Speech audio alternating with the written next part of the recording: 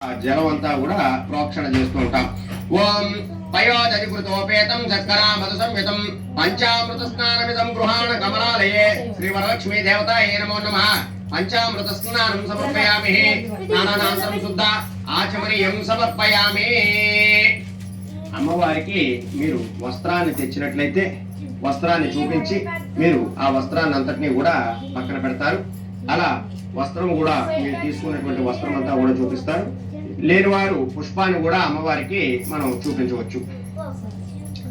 ఓం శ్రీ వరలక్ష్మీ దేవతాయే నమో నమః. వస్త్రార్థమే పుష్పం సమర్పయామి. మీరు ఏదైనా ఆభరణం పెట్టినట్లయితే అమ్మవారికి ఆభరణాన్ని అంతా కూడా మీరు చూపించవచ్చు. ఒక పుష్పం గాని అక్షంత గాని పట్టుకోండి. ఓం కేయూర కంకణ దివ్య హార నూపుర మేకల విభూషణాస్య మూల్యాని గృహాణ ఋషి పూజితే శ్రీ వరలక్ష్మీ దేవతాయే నమో నమః. ఆభరణార్థం పుష్పాక్షం సమర్పయామి. ఇది గంధం. కొంచెం అమ్మవారికి గంధాన్ని కూడా సమర్పించండి. కర్పూర నాగుర కస్తూరి రోచనాదివిరన్వితం గంధం దాస్యామ్యహం దేవి ప్రీత్యర్థం ప్రతిగృహ్యతాం శ్రీ వరలక్ష్మీ దేవతాయే నమో నమః. గంధం సమర్పయామి. మరలా రెండు అక్షంతలను సమర్పించండి. ఓం అక్షతాన్ ధవళాన్ దివ్యాన్ శాల్యాన్ తండులాన్ శుభాన్ హరిద్రా కుంకుమోపేతాన్ గృహాణాత్ పుత్రికే శ్రీ వరలక్ష్మీ దేవతాయే నమో నమః. అక్షతాన్ సమర్పయామి. ఇప్పుడు అమ్మవారికి విశేషమైనటువంటి పుష్పాలతో మనం పూజా కార్యక్రమాన్ని అంతా కూడా చేస్తూ ఉంటాం. ప్రధానంగా అమ్మవారికి పసుపు రంగు పుష్పాలంటే చాలా ప్రీతి. పుష్పాల ద్వారా మనకి గురుగ్రహ బలం పెరిగి మనకి ధన సంపాదన అనేటటువంటిది పెరుగుతుంది. గురుగ్రహం అనేటటువంటి గ్రహము పసుపు రంగును సూచిస్తుంది కాబట్టి మనం ఆ పుష్పాలతో పూజ చేస్తూ అమ్మవారి యొక్క అనుగ్రహం పొందడానికి మనం ప్రయత్నం చేస్తూ ఉండాలి. ఓం అద అంగ పూజ. ఓం చంచలాయ నమః. పాదౌ పూజయామి. ఓం చపలాయ నమః. ధ్యానిని పూజయామి. ఓం పీతాంబరధరాయ నమః.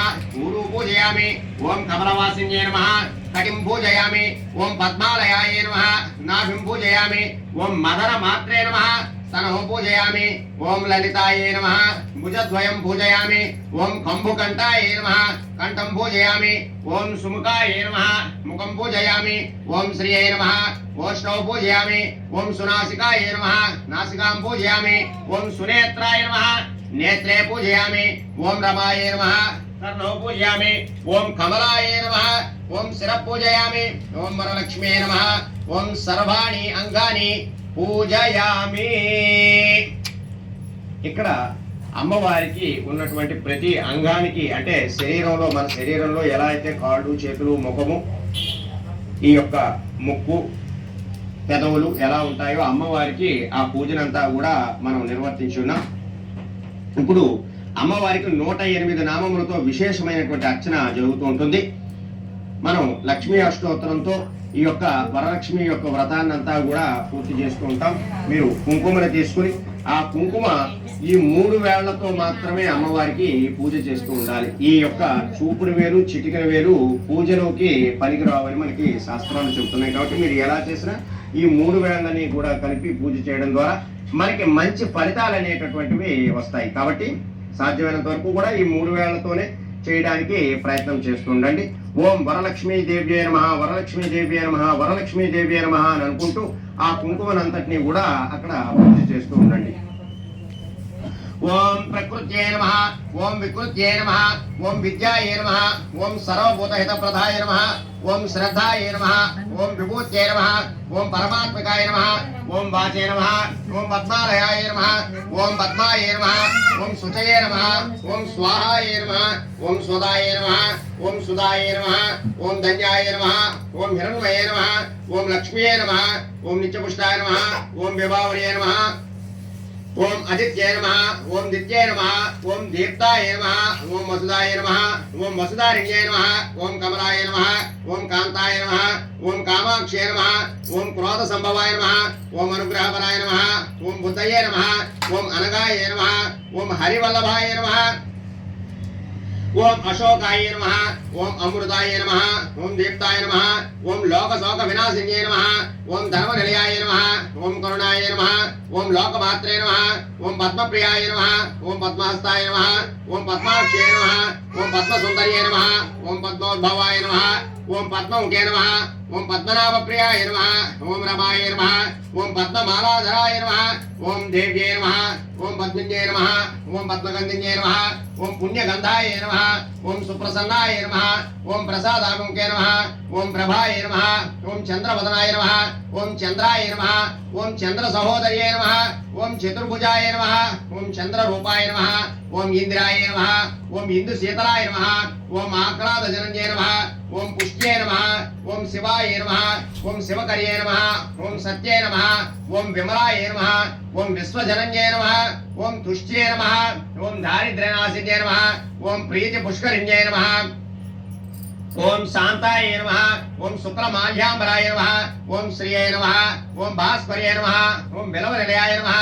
ఓం వరారోహాయ నమః ఓం యశస్విన్యే నమః ఓం ఉదరాంగాయ నమః ఓం హరిణ్యే నమః ఓం హేమమాలిన్యే నమః ఓం ధనధాన్యకర్యే నమః ఓం సిద్ధయే నమః ఓం శ్రేణ సౌమ్యాయ నమః ఓం శుభప్రదాయ నమః ఓం నృపవేష్మగతానందాయ నమః ఓం వరలక్ష్మే నమః ఓం వసుప్రదాయ నమః ఓం శుభాయ నమః ఓం హిరణ్య ప్రాకారాయ నమః ఓం సముద్రతనయాయ నమః ఓం జయాయ నమః ఓం మంగళాదేవ్యై నమః ఓం విష్ణు వక్షస్థలస్థితాయ నమః ఓం విష్ణుపత్నియే నమః ఓం ప్రసన్నాక్షే నమః ఓం నారాయణ సమాశ్రితాయ నమః ఓం దారిద్ర్యధ్వంసిన్యే నమః ఓం దేవ్యై నమః ఓం సర్వోపద్రవారిణ్యే నమః ఓం నవదుర్గాయే నమః ఓం మహాకాళ్యే నమః ఓం బ్రహ్మ విష్ణు శివాత్మకాయ నమః ఓం త్రికాల జ్ఞాన సంపన్నాయ నమః ఓం భువనేశ్వర్యై నమో నమః నానావిధ పరిమళ పత్ర పుష్ప అక్షత పూజాం సమర్పయామి.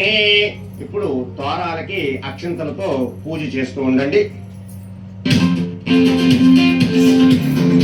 ప్రథమ గ్రంథం పూజయామి ఓం రామాయ నమః, ద్వితీయ గ్రంథం పూజయామి ఓం లోకమాత్రే నమః, తృతీయ గ్రంథం పూజయామి విశ్వజనన్యే నమః, చతుర్థ గ్రంథం పూజయామి మహాలక్ష్మీ నమః, పంచమ గ్రంథం పూజయామి క్షీరాబ్దితనయాయ నమః, షష్ఠ గ్రంథం పూజయామి విశ్వసాక్షిణ్యే నమః, సప్తమ గ్రంథం పూజయామి చంద్ర సోదర్యే నమః, అష్టమ గ్రంథం పూజయామి హరివల్లభాయ నమః, నవమ గ్రంథం పూజయామి.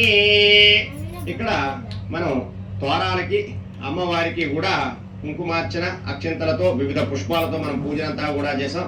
ఇప్పుడు 2 అగరబత్తులతో అమ్మవారికి ధూపాన్నంతా కూడా చూపిస్తాం. అవకాశం ఉన్నవాడు ఇంట్లోనే సాంబ్రాణి గుగ్గిలము కలిపినటువంటి ధూపాన్ని కూడా వేసినా మంచి ఫలితాలు అనేటటువంటివి ఉంటాయి. మనకి ఈ ధూపం వేయడం ద్వారా ఇంట్లో ఉన్నటువంటి నెగిటివ్ అనేటటువంటిది బయటికి వెళ్ళిపోయి ఆహ్లాదకరంగా మనకి కుటుంబ వాతావరణం ఆ యొక్క గృహ వాతావరణం అంతా కూడా ఉంటుంది. కాబట్టి ఈ యొక్క ధూపం అంతా కూడా అమ్మవారికి చూపించడానికి ప్రయత్నం చేయండి. ఓం దశాంగం గుగ్గులోపేతం సుగంధం శుభ్రోహరమాగ్రే సర్వదేవానాం ధూపోయం ప్రతిగృహ్యతాం ధూపమాగ్రాపయామి సాక్షాత్ ప్రత్యక్షాః దీపం దర్శయామి. ఆ దీపాన్ని చూసి ఒక్కసారి నమస్కారం చేసుకోండి. అమ్మవారికి నైవేద్యంగా అరటి పళ్ళను కొబ్బరికాయలను కూడా మనం నైవేద్యంగా చూపిస్తుంటాం. అలాగే మీరు తయారు చేసినటువంటి ప్రసాదాలన్నింటినీ కూడా మీరు పెట్టవచ్చు. అయితే మన శక్తిని అనుసరించే అమ్మవారికి నైవేద్యాలు అనేటటువంటివి చూపించాలి. సాధారణంగా ఏ పూజా కార్యక్రమంలోనైనా సరే మనం అరటి పళ్ళను కొబ్బరికాయలను కూడా ఖచ్చితంగా ఉపయోగిస్తాం. మిగిలినటువంటి తయారు చేసినటువంటి ప్రసాదాలను మనం మన శక్తిని అనుసరించి చూపించాలి. కానీ తప్పనిసరిగా చూపించాల్సినవి అరటి పండు కొబ్బరికాయ. ఈ యొక్క నైవేద్యాన్ని చూపిస్తూ అమ్మవారికి స్వాహ అన్నప్పుడు మాత్రమే 5 మార్లు